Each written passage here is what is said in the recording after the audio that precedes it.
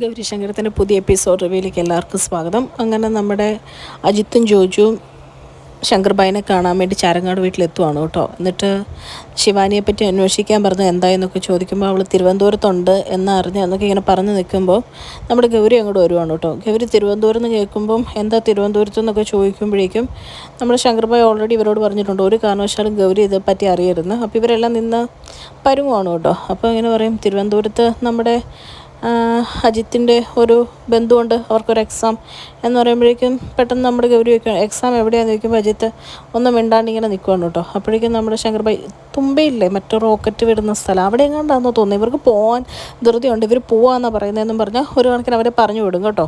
അത് കഴിഞ്ഞ് കഴിയുമ്പോഴേക്കും നമ്മുടെ ഗൗരിക്ക് എന്തോ സംശയം തോന്നും. ഗൗരി ഇങ്ങനെ ചോദിക്കുമ്പോഴേക്കും ശങ്കർ ഒന്നുമില്ല എന്ന് പറഞ്ഞിട്ട് മുറിയിലോട്ട് കയറും. മുറിയിലെത്തിക്കഴിയുമ്പം നമ്മുടെ ഗൗരി ചോദിക്കുന്നുണ്ട് കേട്ടോ, ധ്രുവൻ്റെ പുറകെ പോകാനാണോ ശങ്കറിൻ്റെ പ്ലാൻ? നമ്മുടെ ജീവിതം നശിപ്പിക്കരുത്, നമുക്ക് സന്തോഷമായിട്ട് ജീവിക്കണ്ടേന്നൊക്കെ പറയുമ്പോൾ നമ്മൾ ശങ്കർ ഗൗരിനെ ആശ്വസിപ്പിച്ചിട്ട് പറയാണ്, നിയമപരമായിട്ടേ നേരിടുള്ളൂ, ഞാൻ നിൽക്കുന്ന വാക്കല്ലേ, നീ സമാധാനപ്പെട് എന്നൊക്കെ ഇങ്ങനെ പറഞ്ഞു നിൽക്കുവാണ് കേട്ടോ. ആ സമയത്ത് നമ്മുടെ ഗംഗ അങ്ങോട്ട് വരുന്നുണ്ട്. പഴയ ഫ്രണ്ട്സിൻ്റെ ഒരു റീയൂണിയൻ ഉണ്ട്, നമുക്ക് സ്കൂളിൽ പോകണത് ഒരു എപ്പിസോഡായിട്ട് ഷൂട്ട് ചെയ്യണം എന്നൊക്കെ ഇങ്ങനെ പറയുവാണ്.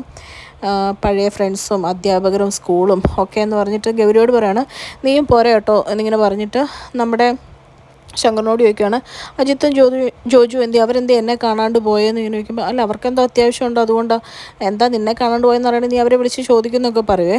ആ സമയം നമ്മുടെ ഗംഗ ഇങ്ങനെ തമാശയ്ക്ക് ഗൗരിയോട് പറയേ, ഇവരെന്തോ പണി ഒപ്പിക്കുന്നുണ്ട് കേട്ടോ ഗൗരി, ഒന്ന് സൂക്ഷിച്ചോ, അല്ലെങ്കിൽ ഇങ്ങനെയൊന്നും അല്ല, എന്തോ കള്ളത്തരം ഉണ്ടെന്ന് പറഞ്ഞിട്ട് നമ്മുടെ ഗംഗ അവിടുന്ന് പോവാണ് കേട്ടോ. ഇതുകൊണ്ട് കേൾക്കുമ്പം ശങ്കർബായി ഇങ്ങനെ ഇവർക്ക് ഇത് എന്തിൻ്റെ സൂക്കേടാണെന്നുള്ള രീതിയിൽ നിൽക്കുവാണ്. എന്നിട്ട് ഗൗരി ശങ്കറും ഇങ്ങനെ നോക്കി നിൽക്കുവാണ് കേട്ടോ.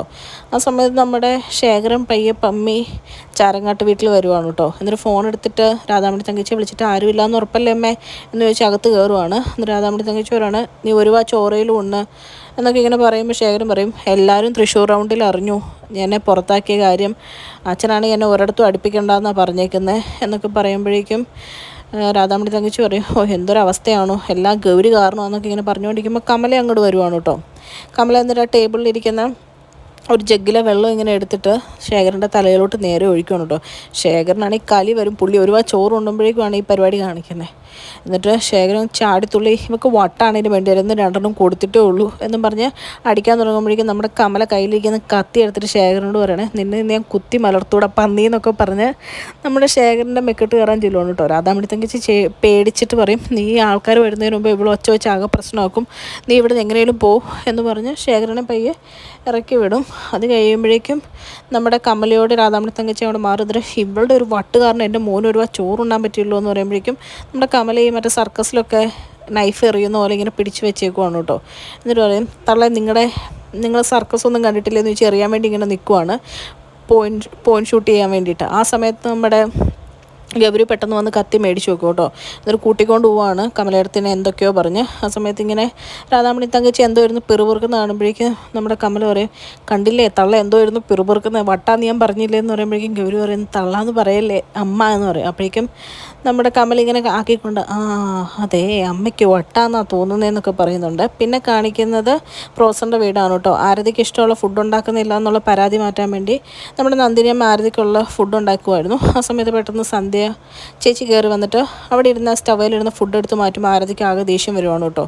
എന്നിട്ട് ആരതി പറയുന്നുണ്ട്, നിങ്ങൾ എന്തായി കാണിക്കുന്നതെന്ന് പറയുമ്പോഴേക്കും സന്ധ്യ ചേച്ചി പറയുകയാണ്, വേണിമോൾക്കുള്ള ഭക്ഷണം ആദ്യം കൊടുക്കണം, അല്ലെങ്കിൽ ഞാനിപ്പം ചാരങ്ങാട് മഹാദേവനെ വിളിച്ച് പറയുമെന്ന് പറയുമ്പോഴേക്കും ആരതിക്ക് അതൊന്നും വലിയ കൂസലില്ല, നിങ്ങൾ ആരാന്ന് വെച്ചാൽ വിളിച്ച് പറയാമെന്ന് പറയുന്നുണ്ട്.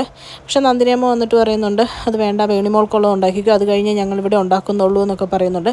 ഇതെല്ലാം വേണി കേൾക്കുന്നുണ്ട് കേട്ടോ. പുള്ളിക്കാരിക്ക് വിഷമമുണ്ട്. ആ സമയത്ത് ആരതി പറയുന്നുണ്ട്, അമ്മയുടെ ഒരു വേണിമോളും എന്നൊക്കെ പറഞ്ഞിങ്ങനെ കലിതുള്ളി നിൽക്കുവാണ് കേട്ടോ. ഇത്രയായിരുന്നു ഇന്നത്തെ എപ്പിസോഡ്. ഇഷ്ടപ്പെട്ടാൽ എല്ലാവരും ചാനൽ ലൈക്ക് ചെയ്യാനും സബ്സ്ക്രൈബ് ചെയ്യാനും മറക്കരുത് കേട്ടോ.